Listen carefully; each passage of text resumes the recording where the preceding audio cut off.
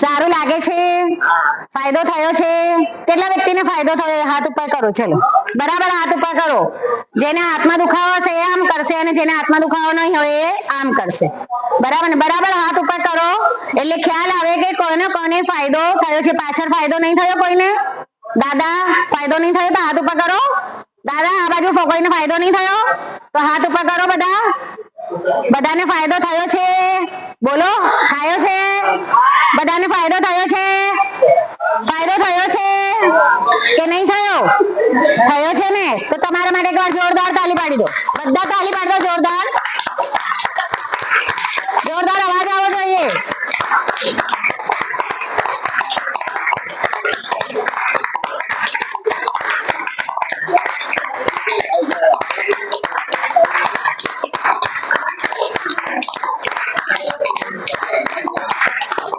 અહીંયા બધાને 6 દિવસ 7 દિવસ થેરાપી લીધી. કેવું લાગ્યું બધાને?